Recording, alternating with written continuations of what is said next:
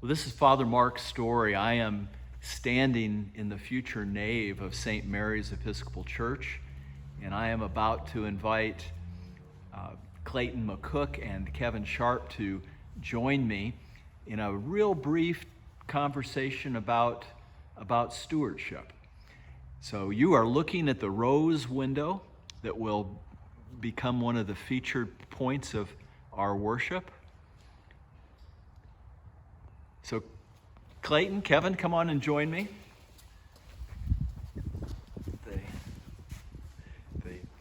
So we've got three questions that I want you to think about. The first one is, if you can share a time in your life where the people of St. Mary's have been there for you, a time of sorrow or joy.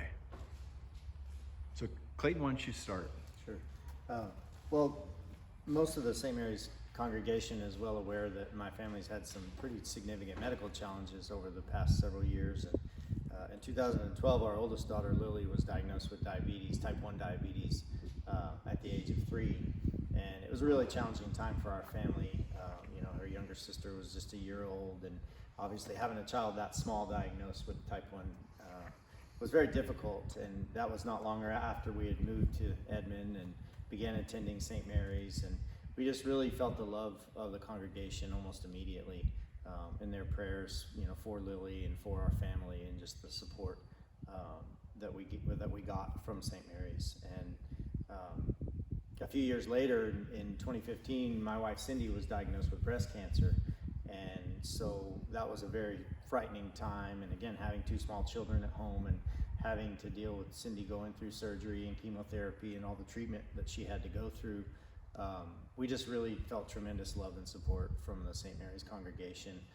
Everything from, congregants bringing over meals, praying for us on Sundays, to, praying for Cindy and along with other cancer survivors. And then as she completed her treatment, then experiencing that joy and that relief within the community, and just feeling that love was a big part of why we love St. Mary's so much.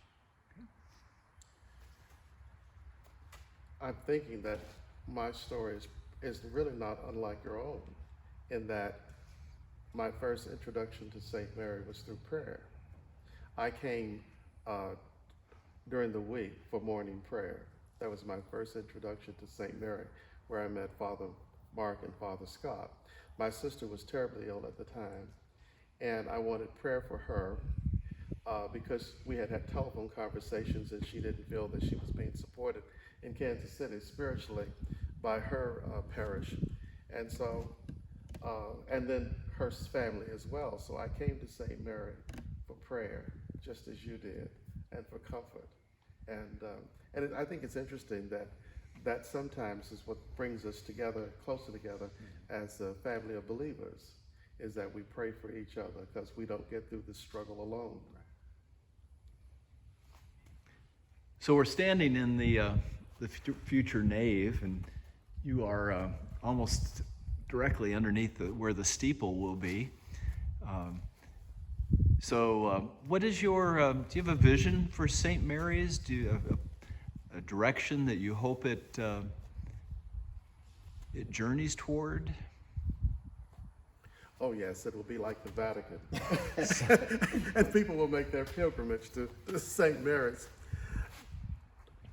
I think it's the way the church is now.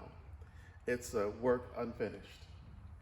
And I'm always drawn to it. Whenever Father Mark does a baptism, I'm always drawn to that. I think that's one of the special times in our church, because we all as a congregation get to say the same words, and that is, I will with God's help.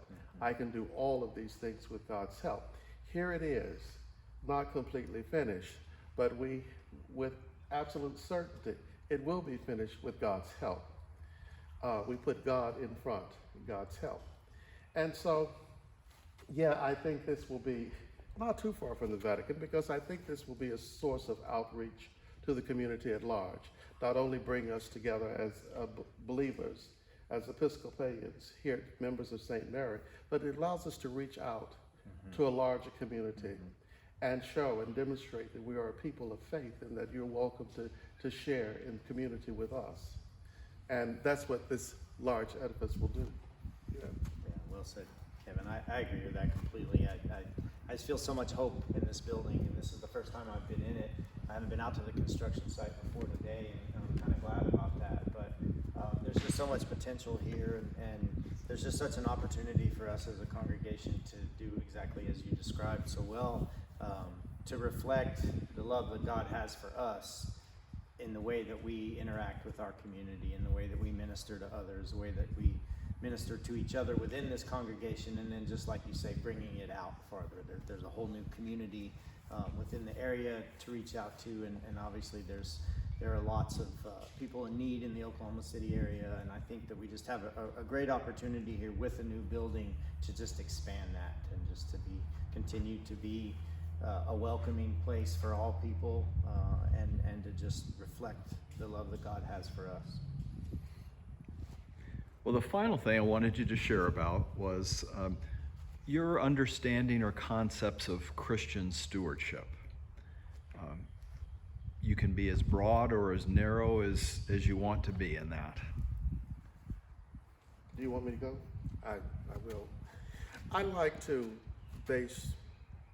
try to at least find scriptural reference for everything that we do as a community. And as a person, I like to look through the scriptures. And I'm always reminded when I hear the word stewardship of the Great Commission that Jesus gave his disciples.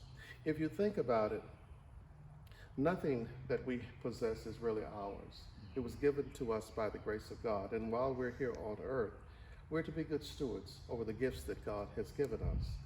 And that means stepping outside of yourself. And sometimes that's a very difficult thing to do. It's very hard, particularly at the times we're living in now. We've got a pandemic going on, and everybody is probably feeling like me, a lot of uncertainty. But one thing that we can't be uncertain about is that God is with us. That is one thing that we have absolute certainty about, God with us, Emmanuel. And so, although it's hard sometimes to reach beyond our families and reach out. It isn't when you think that God is with you.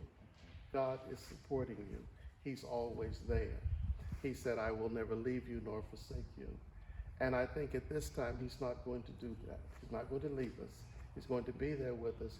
And he's our champion and allows us to do anything. I think stewardship is being a good steward over the gifts that God has given you, whatever they are. Your monetary gifts, the gift of your abilities. Being a good prayer warrior is stewardship. There's so many ways that you can be a good steward over whatever it is that God has given you. And he's given us many different things. So it's whatever your talents. Yeah. Kevin, you had said something earlier about allowances that you gave your children. Yeah. It was funny because I had talked to many people about my sons before they were adopted. I wanted to be a good parent, and like all of us want to be, and so, but I had time to plan since mine were adopted. And so I decided that I would teach them to do chores in the family, whether take out the trash, wash the dishes, pick up around the house, especially their dirty clothes. I'm still working on that, and they're in their 20s at home. But at any rate, I decided that I would not pay them for doing things around the house. Their allowance would be a gift from me. And I explained that to them, that you're doing these things around the house because you're a member of this family. You're just like I am. I do things for you, you do things for me, we do things for others. Those are gifts. And so the money that I give you is a gift from God. God gives gifts to me, I give to you. It's not that you earn it. And that's in scriptural, by the way, because he said salvation is a gift from God. You didn't earn it lest any man should boast. So it's gifts, and we share our gifts. God gives to us, we share our gifts with others.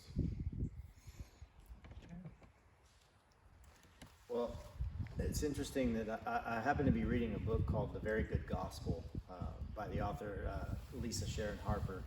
And it just sort of coincided that this morning the part that I was reading actually deals directly with stewardship.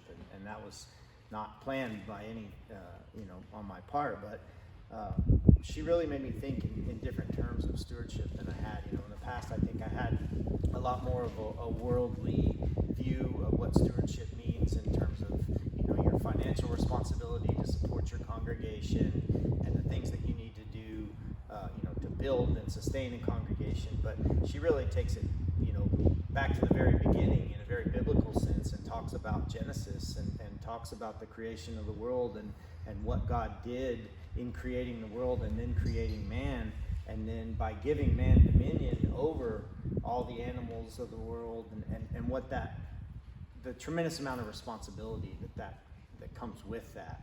And so stewardship is a lot deeper in the sense that we have a duty to reflect God's love for us. And we have a duty in the way that we treat each other. We have a duty with the work that we do in our communities to be a reflection of that love. And that's brought so much more home for Christian people, because the ultimate reflection of God's love is his sending of his son to redeem us. And so stewardship, it takes on just so much deeper meaning for me when I think back to those Genesis times and then carried on through the life and death and resurrection of Christ. Yeah, I think you can even say as a Christian, stewardship is an obligation. Yes. It's an obligation. Yes. It's not just a luxury. I agree. It's one of the things that you're called upon to do by Christ himself. Yep. Well, gentlemen, thank you. I appreciate you coming out and this wonderful, wonderful afternoon. And I am just going to pan up toward our rose window again. That window will contain images drawn from the Gospel according to Luke. Eight different stories from Luke's Gospel. So look forward to that representation coming to us. So thanks again, and thank you all who may be watching this video today. May God bless you, enrich you, and deepen your sense of stewardship.